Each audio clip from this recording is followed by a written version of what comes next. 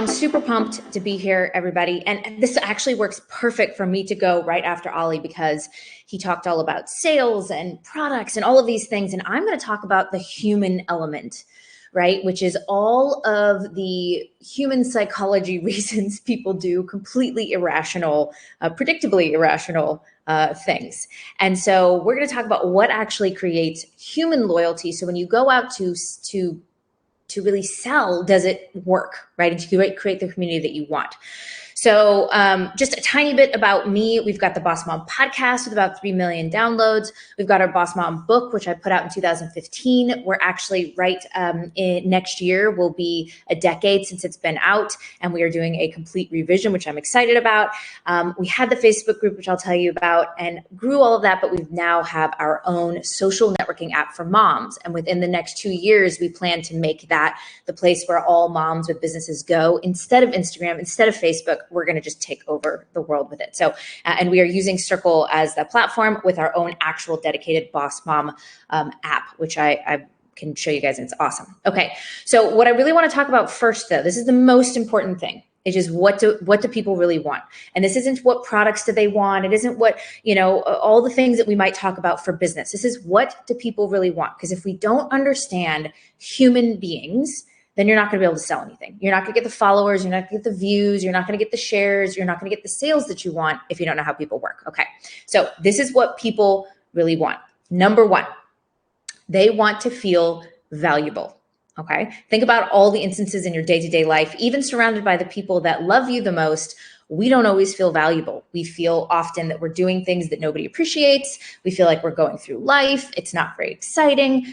Those little moments where you can feel truly valuable make a huge difference, right? They want to see something real, right? The era of us looking at things that are perfect and people that look perfect and products that look perfect, that is gone. What people want is they want something real. They want something that makes them feel like they're almost on the same playing field as the people that they admire. They want to see things that are real, not things that don't relate to their current life. They want their life to improve.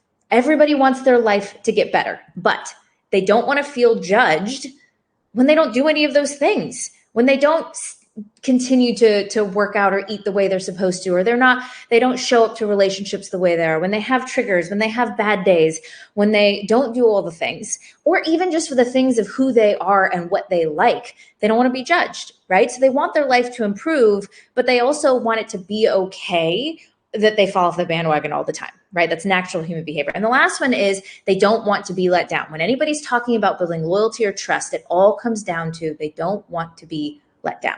They don't want to be told you're going to be something and not be that way, right? They want you to deliver what you say you're going to deliver. They want you to be who you say you're going to be. They want you to show up when you are, and they want you to listen and connect with them so that they feel like they can trust that you're going to be there for them. Right? And that is so intensely important. Now, you can't give them all these things yourself. It's just not humanly possible. That's why we build community. But the problem with everybody is that most of the time people are surrounded by the wrong people, right?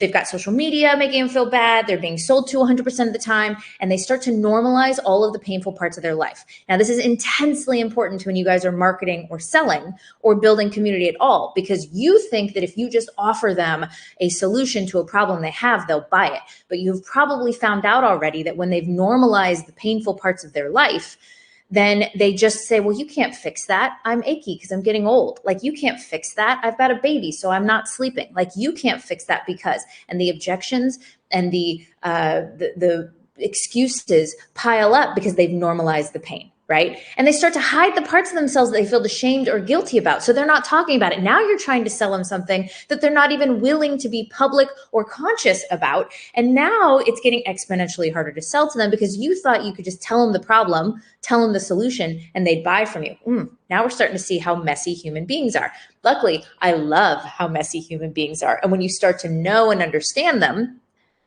the world can open up to you in terms of community, business, and all of the fun stuff. So you're really leaving a large part of your audience and potential clients feeling alone, wondering if they make bad decisions, right? And I want you to think of your kids, right?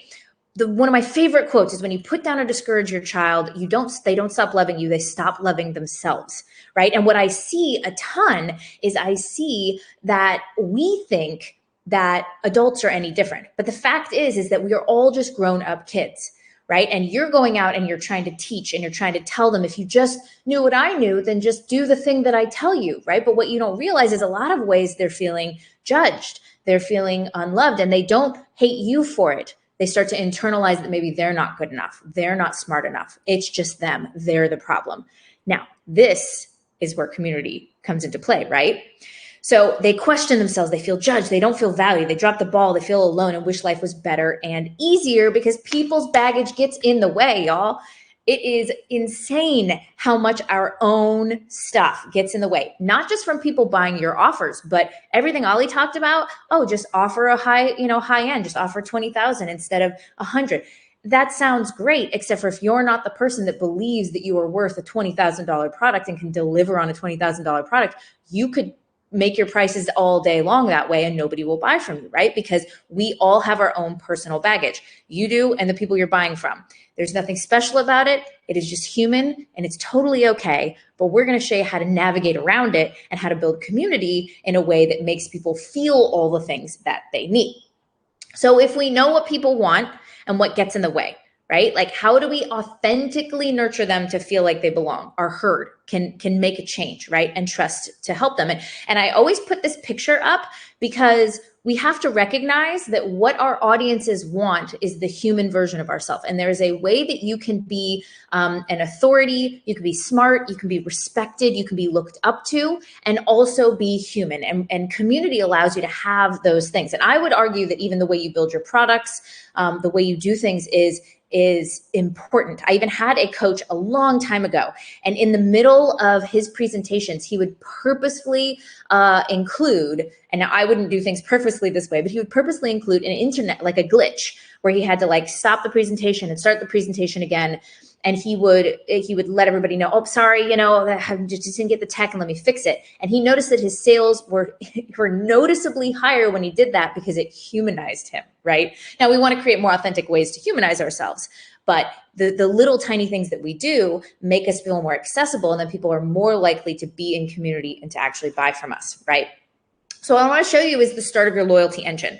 Okay, so this is what we call nurture messaging. Our real loyalty engine includes nurture messaging, results messaging, and conversion messaging. We're just going to go over the nurturing part right now, right? There's 3 things that you have to have in order to create trust, which starts to create loyalty. Every single community needs this, but interestingly, the content I'm going to go over today is a lot of ways to the external content that pulls people into your community. So what we're going to talk about today not only helps build community and loyalty, but it'll actually help you get more followers and sales, okay? So number 1 is we got to show them the world that you want to live in, right? You want to show them your vision of what the world could be, which you wish it was, right? Show them that you understand who they are and that you won't judge them, right? Acknowledge that people like us do things like this, is what Seth Godin said, right? Show them what you want to change about the world, right? What's broken, what's not working. So we call those your movement manifesto, your permissions and belonging, and your industry opinions. When those overlap, you start to get trust. So I'm going to break down each of these 3 things. And I will tell you up front, when I assume these recordings will come out, I talk fast. I'm super excited and passionate about pretty much everything, and which can be really awesome for you, or for some introverts can be really frustrating. So I will leave time for questions, because I want to make sure I get through all of this, because it's some good stuff. So your movement manifesto. We want to show them. Yeah. Really quick, your video is, oh, there you're back. Okay, your video was frozen for just a few minutes, but you're back. I don't want to interrupt you. I'm so animated. I'm assuming it froze on a very attractive version of myself. It was perfect. It was perfect. Keep going. Let's hear about the movement manifesto. My team used to actually pull bloopers from my videos, because I have so much animation and expression that they thought it was hilarious. They'd make me a blooper reel of all the ridiculous faces I make. We love it. Yes, oodles of fun. So your movement manifesto is, we want to show them the kind of world that you want to live in, all right? You can map this out in these 3 statements, and I urge each of you to practice this and do this.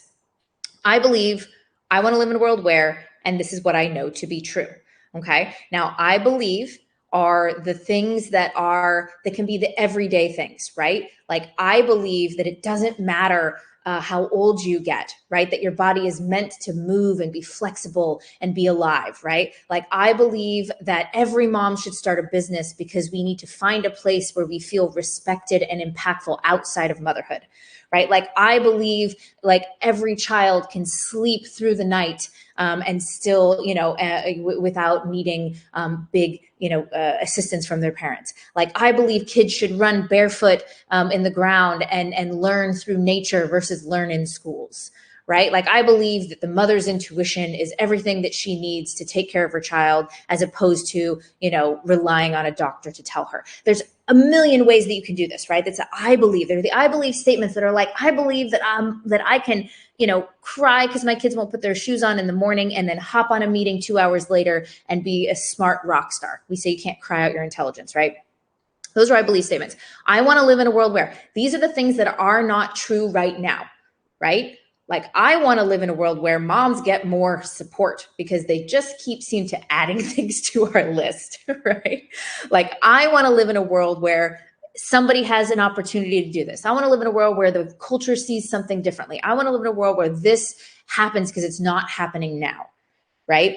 And that's where you're showing them like, I want you to see this world the way I do. I want to live in a world where this exists because it doesn't exist right now. And then this is what I know to be true, right? And these are your value statements. This is what I know to be true, is that that there are a million brilliant minds of mothers who are not able to do anything intelligent because their children just keep needing a snack, right? Like this is what I know to be true, is whatever industry you're in. Those are like this is the thing that's your line in the sand. There is no maybe it's wrong, maybe it's not. It's this is my absolute truth and I will fight for it, right? Now, what you need to remember is that it's being more open about something, feeling freer about something, feeling more stable about something, more confident about something.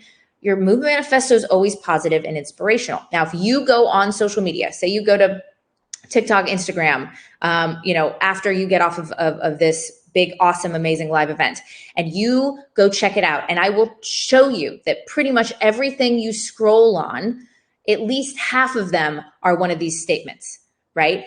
At least half of them are something where they're like, I want to normalize this. I want to show you a better world. Like this is what we should all be fighting for, whether it's, homeschooling or, fitness when you're older or whatever the topic is. The things that are going viral are this, right? Because I want hope. I want to live in that world too. And that's what I want. So your movement manifesto and mapping out these statements can make it really easy to make content. It can also make it easy when you're in interviews to say these statements and the people go and they find you because you've said things that they believe in, okay?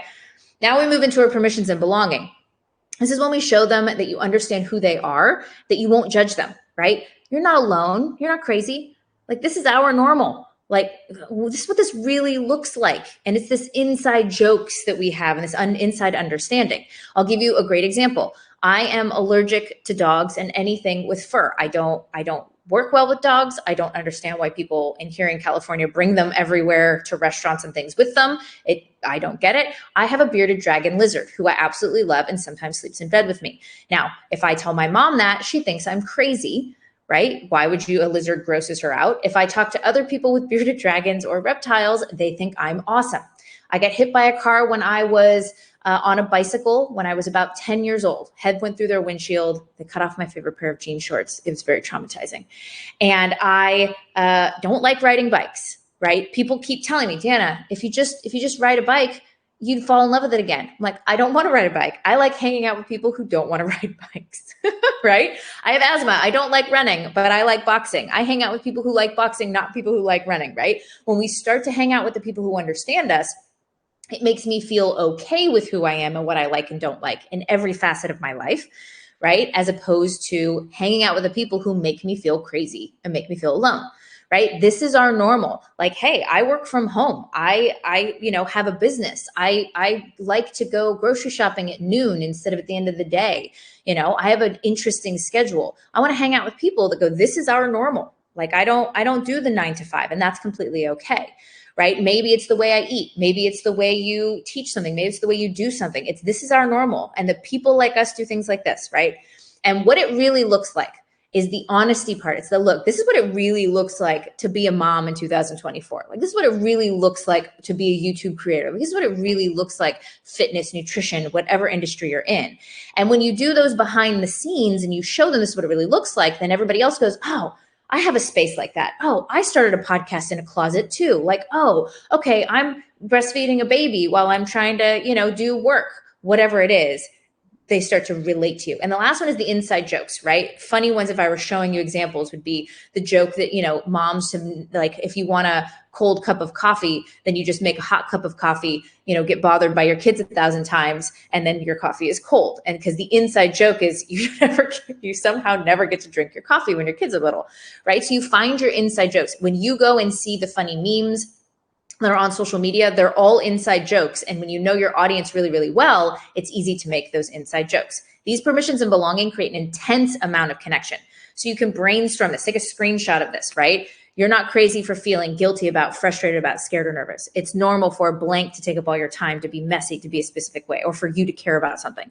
That moment when you realize you'll never blank, right? Or that moment when you stop thinking blank, right? All of these are ways to create permission and connection. And you can do those on social media. You can do them in interviews. You can do them in YouTube videos and blog content, or posts and connection within your own communities. Okay. And then the last one is the industry opinions. Now, this one is fun because it's really easy for us to think about what's broken, right? Show them what you would change about the world. What is broken? What needs to be updated? What isn't considered?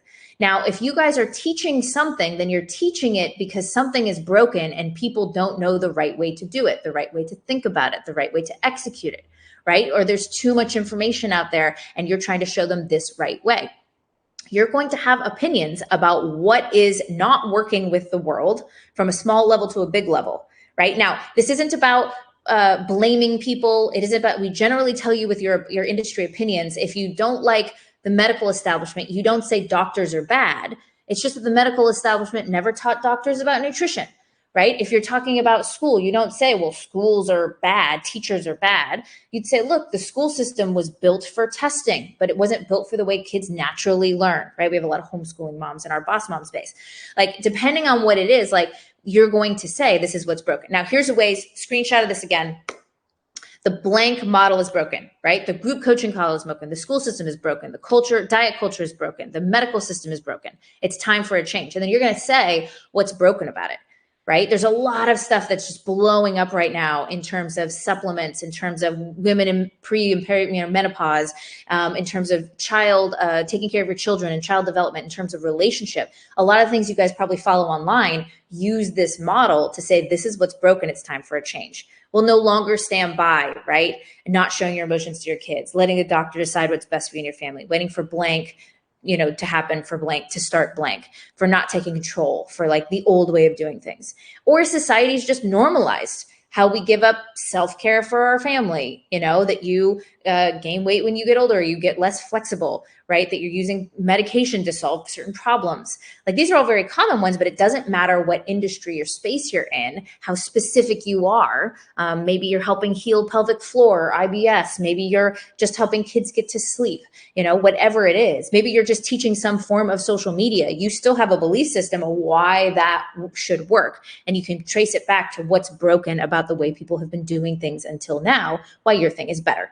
So those three things, if you do those, then you are going to do massive amounts of awesomeness. And I want to show you and talk through about how Boss Mom has been living these principles.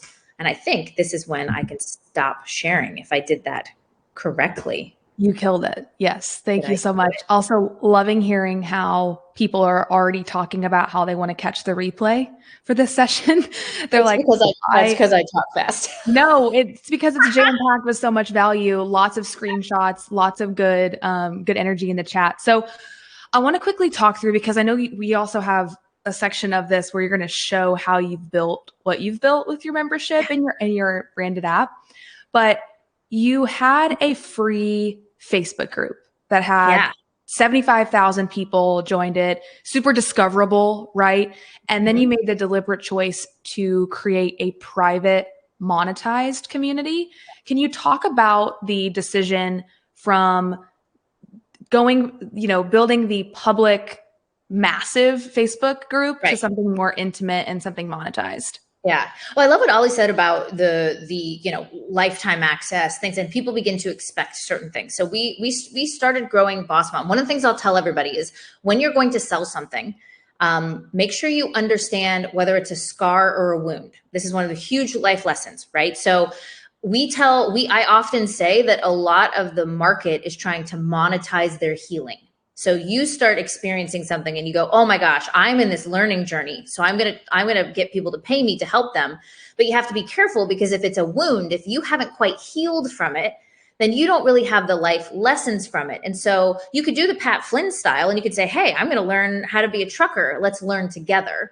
Right. And then there's a sense of that going alongside, but he's going to hold you accountable. But in a lot of ways, we're not confident enough to charge what we want.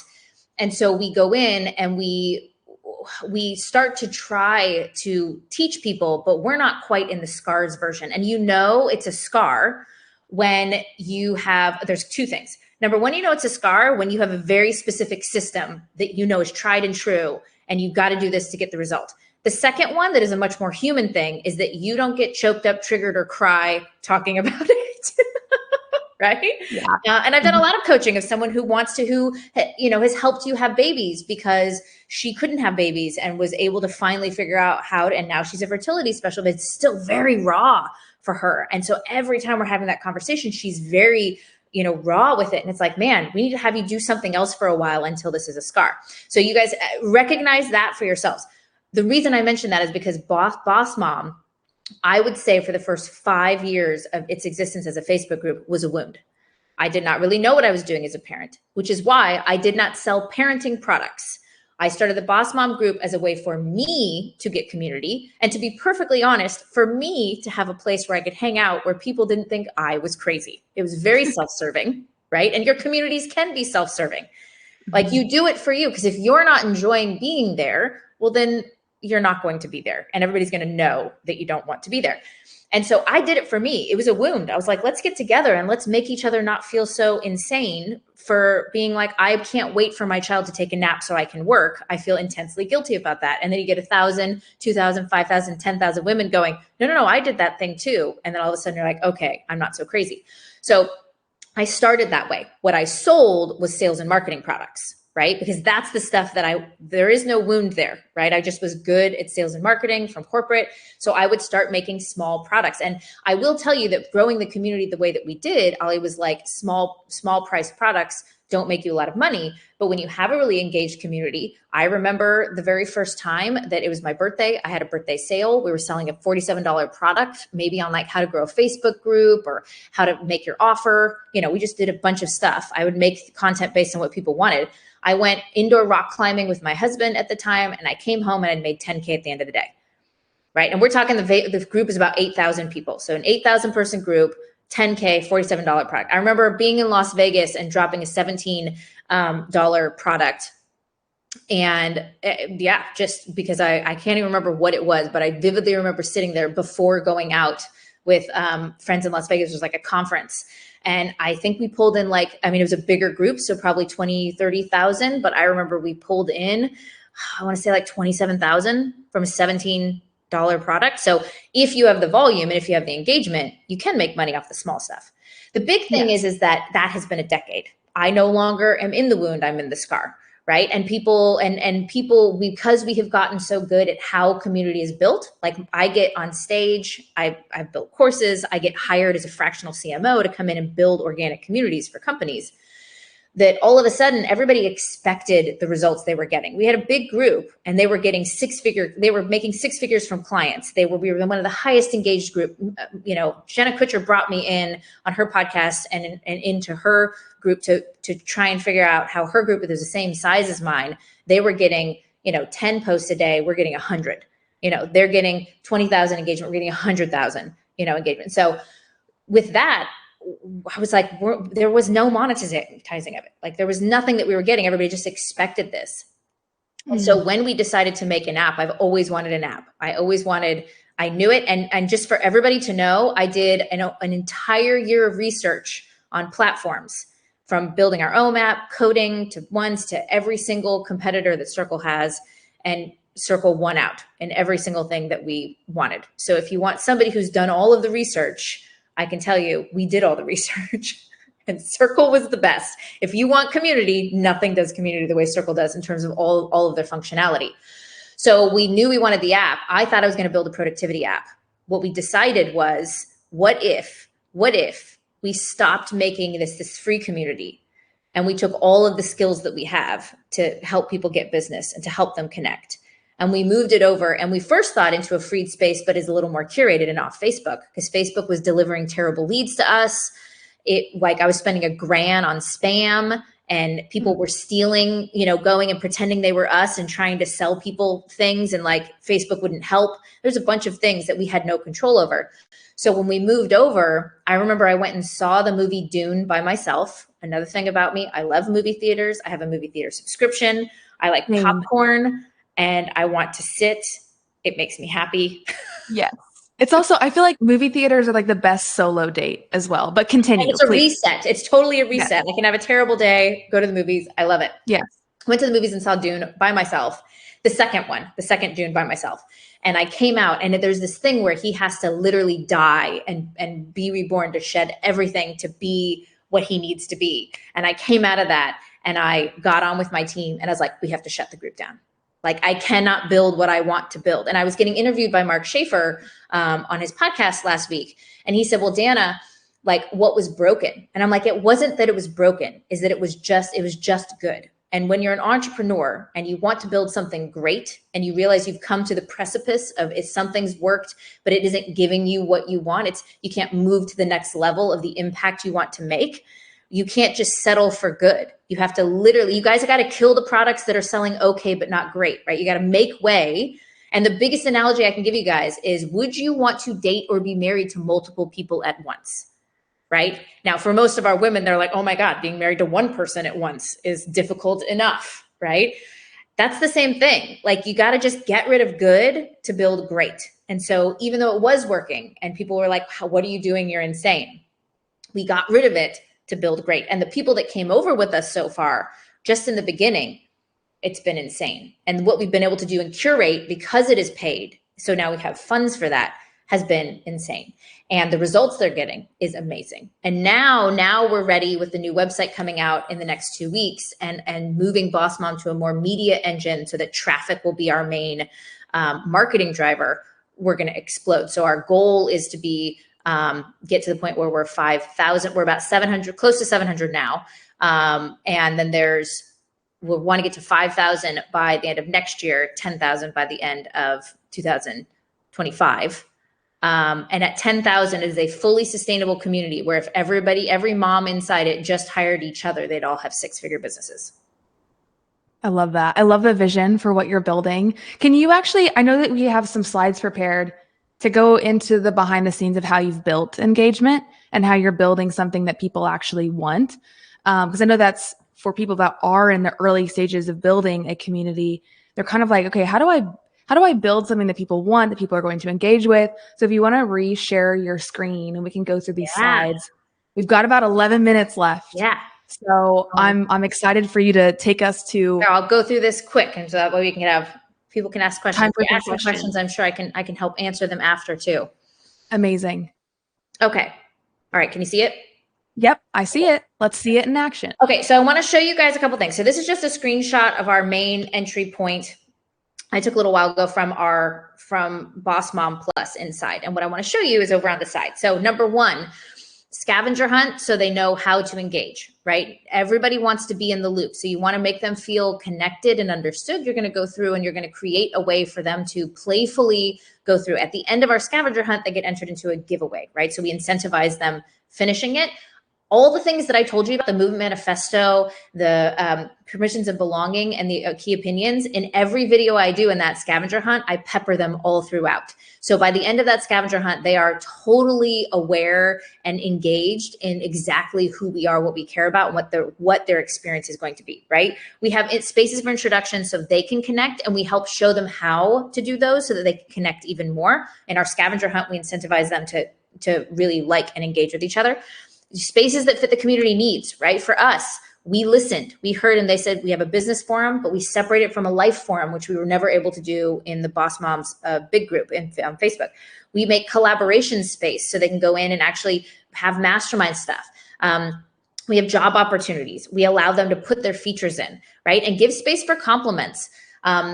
Alexis was saying, hey, at the end, say how Ollie did. Like that same thing. Create space so they can say nice things to each other, because then you're helping each other feel valuable, as opposed to you trying to create all the value. You're letting the people in the community make each other feel great, right? So the give some love isn't just about saying we're great. We tell them we want you to say you worked with somebody, you were in a conversation with somebody, and that becomes this awesome ecosystem of connection and camaraderie, right? Involve them in your process. So for instance, on our new website, we asked women to come in and give us a little video of themselves. So this is one of the banners that'll be on our new website. Up in the top right corner, you can see me petting Sandy, my bearded dragon. I wanted to make sure she was included, right? And so what I want you to see is that we asked them to participate. So get them involved, right? We asked them to brainstorm survey questions. We asked them to help us with decisions. We asked them, what did they want?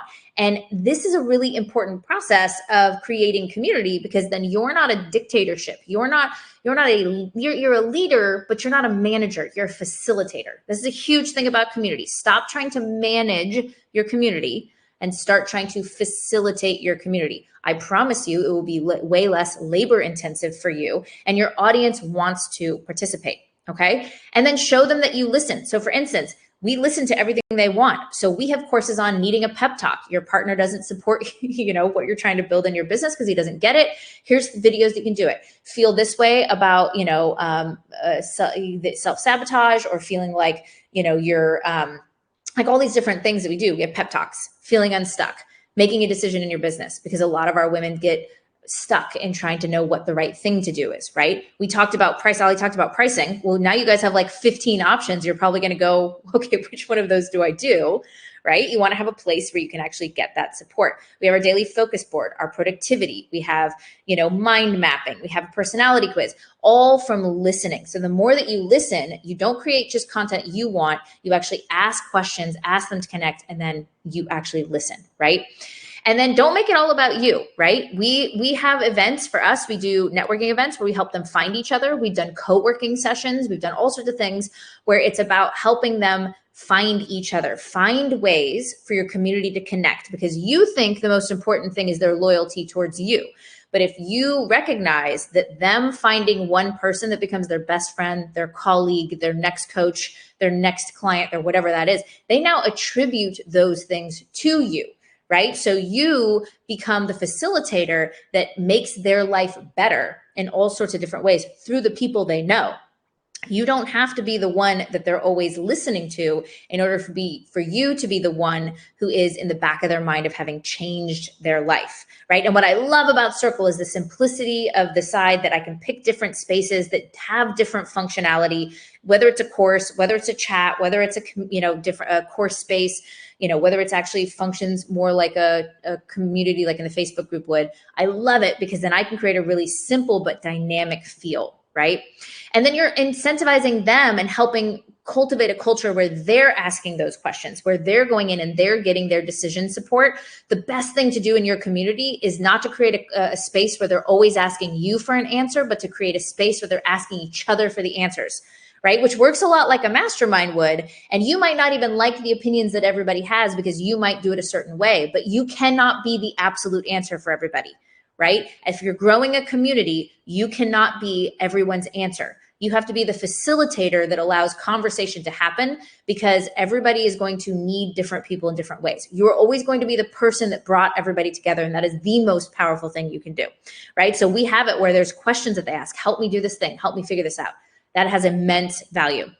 And then from the hub, I know this just released the email hub, and I got to be in the beta. So I've been using this for a while now, and we do our newsletters from this space. I'm able to pull out people that are engaging in one particular thing, or in one particular board, in one particular space, and curate content that I can send to them straight from here. The buttons are beautiful. The content is beautiful. It is like, I really, really, really love this, right? So some of the things we're putting in our newsletter is events that are coming up. We pull in conversations that we're loving, right? We're pulling in adding in a course and content and showing them the content we have. We actually have an upsell for us. It's called Boss Mom Economy, where they come in and they can pay to have more curated space where they can promote their own stuff. And then we're highlighting different people within that economy in each of our newsletters. Like, this has made it so easy to stay in touch, because the biggest problem you guys are going to have with your community is people remembering to go in and engage. Right? They've been used to other places. If you come into Circle, we are having to be in front of them. And this allows you to not have to have some crazy integration all the time with your email system. This allows me to just pull the people that I want within the space right now and start to communicate with them. And it draws them back into the community. And it's been an absolute game changer. So the great part about community is it's not meant to be done alone. Perfection isn't required as long as you're a good listener. This is what you say. I always reserve the right to make it better. And you will build intense loyalty by getting people to recognize that with you, that you are the person that will connect with them, that will be there for them, that will listen to them. And which means you don't have to have everything created. You don't have to have it all perfect. You can just reserve the right to make it better. I love this. And a lot of people are resonating with this in the chat, especially the part around stop managing and start facilitating, and the freedom and permission to start, let it be imperfect, bring people along the journey with you. We have some questions that we're going to kind of do a little rapid fire.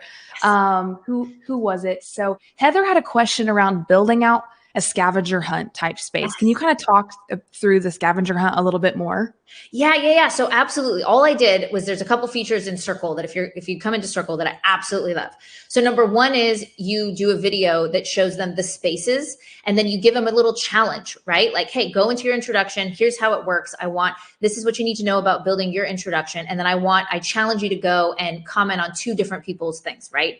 Like, go and I want to teach them about the search function. Like, the search function is insane, y'all. Like, within a community, they can highly curate what they find. It can almost act like a Yelp for finding if the people within there are products that they want. It's amazing. So we show them that. The bookmarking feature, oh my gosh, if you want to stay focused, it's insane. It's one of my favorite things, because you click on it and I can go, oh, I've only got a couple minutes. I'm, got to make everybody dinner, but I'm connecting on the app. And then I'm like, oh, I want to follow up with so-and-so. Tag it. And now when I go in the next time, I've got 3 or 4 things in the bookmark. So I want to show people those things, get excited about what those features are.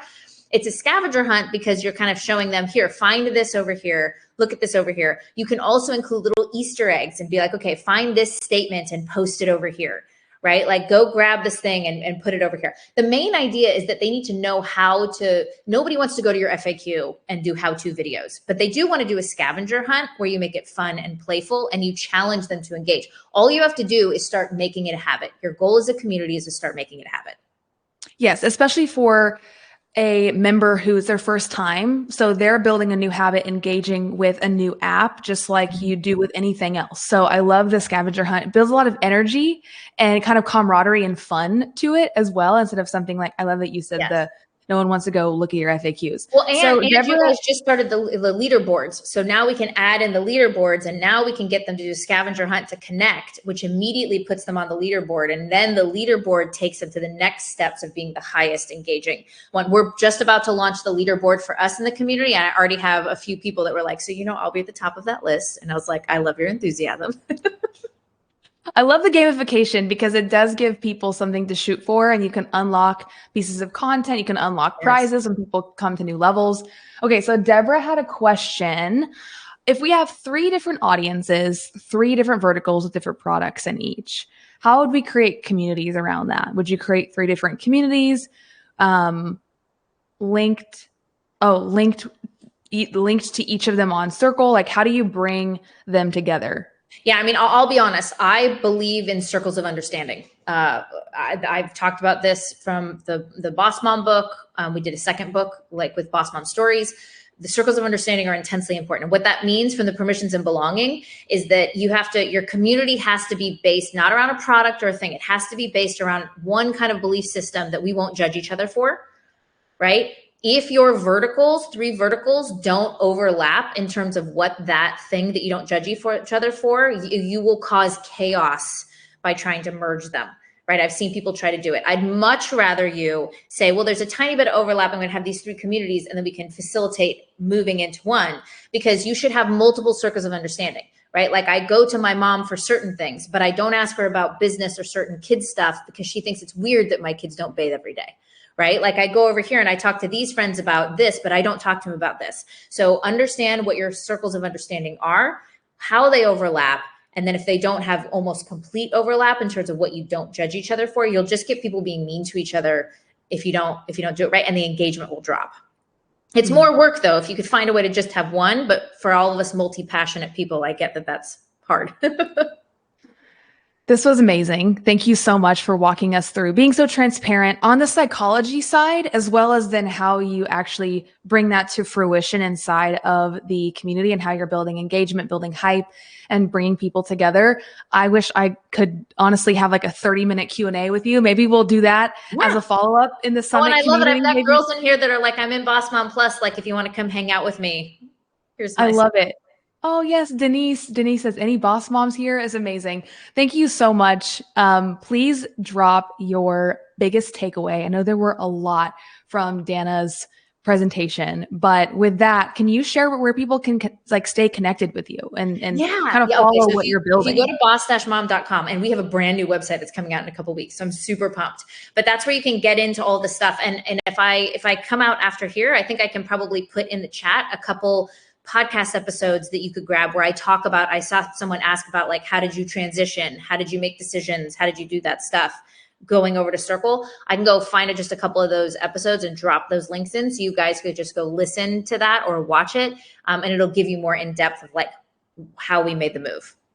Amazing. Thank you so much. And yeah, people are in the chat sharing what they've learned. And Cassandra just dropped the link to your URL as well. Can't wait to see the new website come out. And thank you for being a part of the summit. Thank you for building your community and everything that you're doing for female entrepreneurs and moms.